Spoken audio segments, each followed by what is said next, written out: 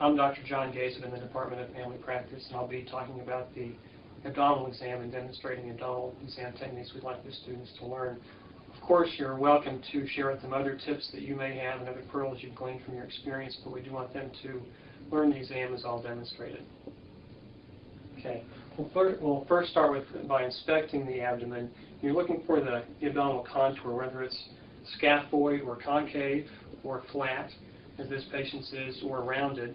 Also looking for the symmetry of the abdomen in terms of is the contour symmetric both in side to side and also from superior to inferiorly. For example, is it distended just in the upper quadrants of the abdomen?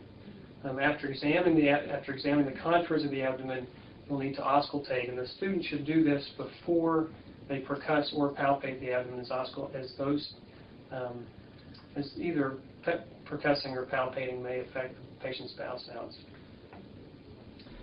And you'll want to auscultate for bowel sounds using the diaphragm in all four quadrants of the abdomen. Right upper quadrant, the left upper quadrant, the left lower quadrant, and the right lower quadrant.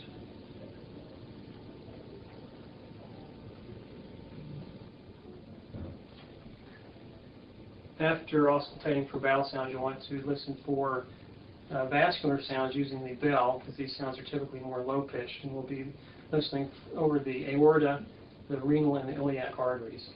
The aorta is located just to the left of the midline in the hypogastric area.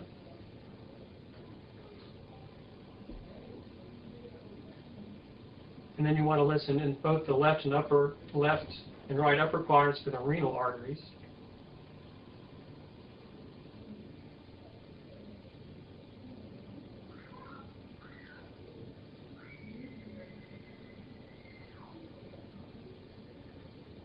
And the left lower and right lower quadrants for the iliac arteries. Okay. Then we'll move on to percussing the abdomen, and you want to listen for the percussion tone. And over most of the abdomen, the tone will be tympanic due to the bowel gas. It's helpful to sort of move in just to be sure you assess all four quadrants in a systematic way, although that's not required of the students to do that.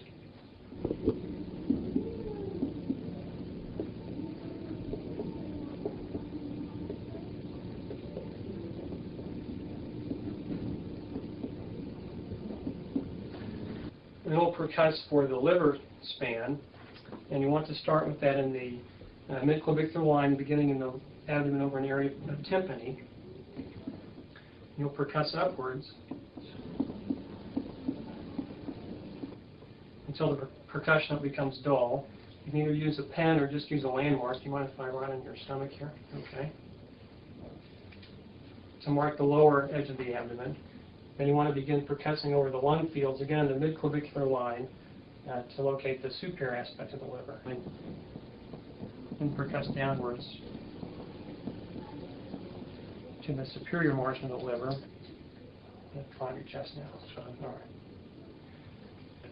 Then you can either use a measuring tape or a pocket ruler to estimate the patient's liver span.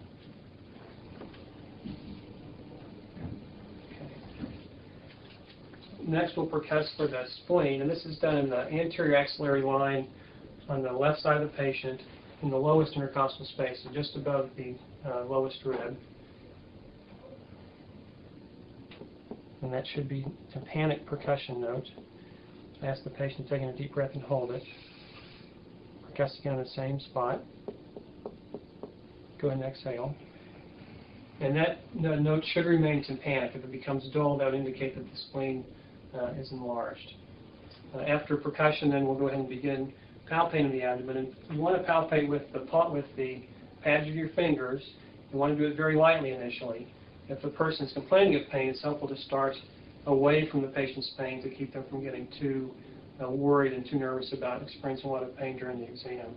And it helps to relax a person's stomach muscles if you just have them bend at their knees and hips. So if you can just flex your legs up here. And we'll start in the left upper quadrant.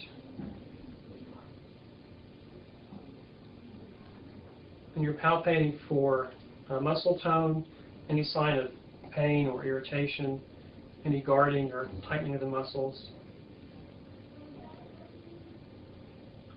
or any masses.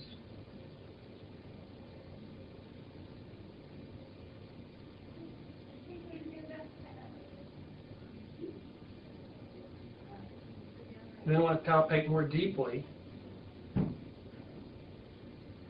Again, you want to watch for, it's helpful sometimes to watch the patient's face for any signs of pain or discomfort. You're looking for any masses, any pain.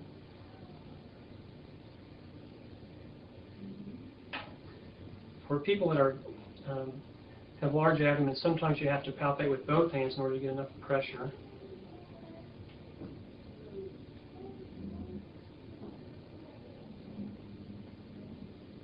Okay. Anything sore or painful there? No. Okay.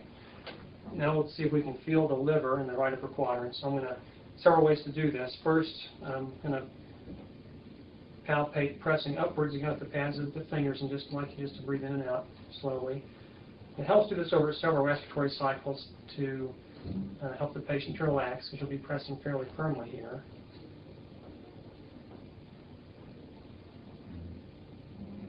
I'd like you to take a very deep breath. And you want to try to feel the edge of the liver as it comes down. It will feel it tapping your fingers. Another way to do this is with the side of your hand. Again, putting this using the radial aspect of your index finger to push in, and again, ask the patient to take a deep breath and try to feel the liver margin come down against your finger. And another acceptable way to do this is using a hook technique, where you reach over the top of the lowest rib and hook your fingers around the rib, and ask the patient to take a deep breath and try again to feel the liver margins that comes down below the rib cage with inspiration.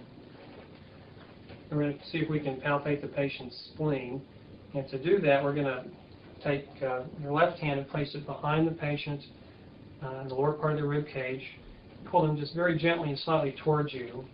Then with the examining hand, I'm going to push around the middle area of the abdomen and then push upwards very deeply. I'm going to be pushing fairly firmly here.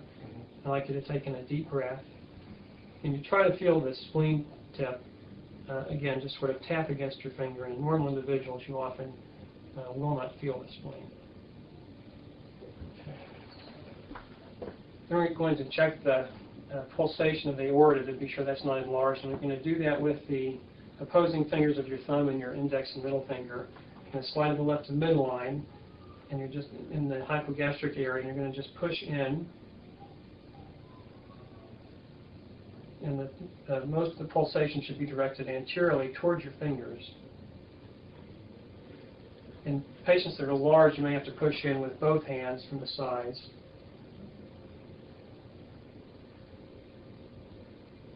Like this. Okay.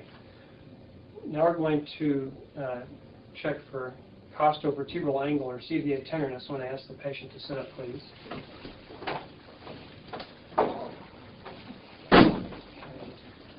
You're going to do this by percussing over the kidney, so right below the lowest rib, using the ulnar aspect of your fist. It takes a little bit of practice to do this, so you don't hit either too softly or too firmly. So I'm just going to tap right. I want you to tell me if this is particularly tender.